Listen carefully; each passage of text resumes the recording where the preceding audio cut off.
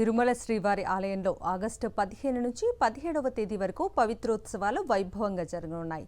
ఇవాళ అంకురార్పణంలో ఈ ఉత్సవాలు ప్రారంభం కానున్నాయి. ఏడాది పొడవునా ఆలయంలో జరిగే అర్చనలు, ఉత్సవాల్లో యాత్రికుల వల్ల గానీ, సిబ్బంది వల్ల గానీ తెలియక కొన్ని దోషాలు జరుగుతూ ఉంటాయి.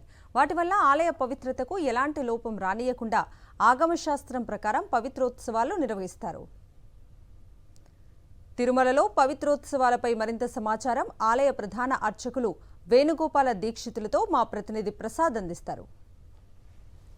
శ్రీవారి ఆలయంలో మరొక ఉత్సవానికి సిద్ధమైంది. ఈ నెల 15 నుంచి 17వ తేదీ వరకు శ్రీవారి ఆలయంలో పవిత్రోత్సవాలు వైభవంగా జరగడానికి అన్ని ఏర్పాట్లు జరుగుతున్నాయి.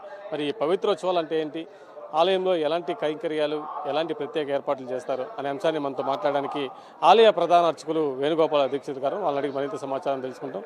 స్వామి చెప్పండి, పవిత్రోత్సవాలు జరగడానికి అన్ని సిద్ధమవుతున్న పరిస్థితి ఉంది. మరి ఈ పవిత్రోత్సవాలు అంటే ఏంటి, ఎందుకు నిర్వహిస్తారు? ఓం నమో వెంకటేశాయ.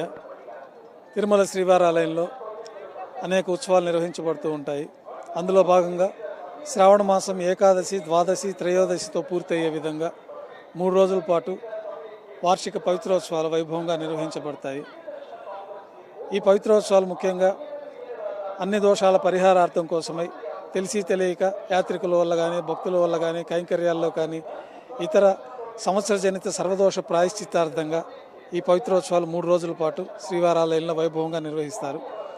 ఈ పవిత్రోత్సవాల్లో భాగంగా ముందు రోజు స్వామివారి సర్వసైన్యాధ్యక్షులైన విశ్వక్సేనుల వారు మన ఆలయం వెనకల భాగంలో కల పవిత్ర మండపానికి చేరుకుంటారు. వసంత మండపంలో విశేషంగా పవిత్రోత్సవాల సందర్భంగా పుణ్యాహవచనం, మేదిని పూజ ఇత్యాది కార్యక్రమాలు చేసుకొని పుట్టమన్ను సేకరించి శ్రీవారి ఆలయంలో కళ్యాణ మండపంలో అంకురార్పణ, వేదారంభంతో ఈ పవిత్రోత్సవాలు ప్రారంభమవుతాయి. మొదటి రోజు పవిత్రోత్సవాల్లో భాగంగా ఆ రోజు విశేషమైన హోమాది వైదిక కార్యక్రమాలు నిర్వహించిన తర్వాత స్నపన తిరుమంజనం నిర్వహిస్తారు. ఆ రోజు యథావిధిగా సాయంకాలం కూడా విశేషమైన హోమాలు, పవిత్ర ప్రతిష్ఠ కార్యక్రమాన్ని కళ్యాణ మండపంలో వైభవంగా నిర్వహిస్తారు. రెండవ రోజు పవిత్రోత్సవాల్లో భాగంగా ఉదయం యథావిధిగా యాగశాలలో విశేషమైన వైదిక కార్యక్రమాలు, హోమాలు, స్నపన తిరుమంజనం. ఆ రోజు పవిత్రాలంతా కూడా మూలమూర్తి దగ్గర నుంచి ఉపాలయాల్లో దేవతామూర్తులందరికీ ఈ పవిత్రాల సమర్పణతోటి ఉదయం కార్యక్రమాలు పూర్తి అవుతాయి.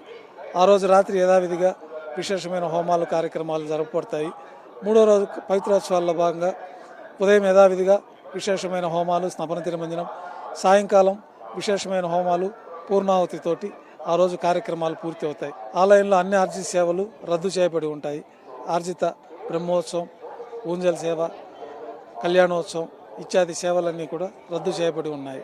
ఆర్జిత సేవలను కూడా 3 రోజుల పాటు రద్దు చేస్తారనేసి కూడా ఆలయ ప్రధాన అర్చకులు వేణుగోపాల దీక్షిత్ గారు చెప్తున్న పరిస్థితి. వీడియో జర్నలిస్ట్ ముఖేష్తో ప్రసాద్, సాక్షి టీవీ, తిరుమల.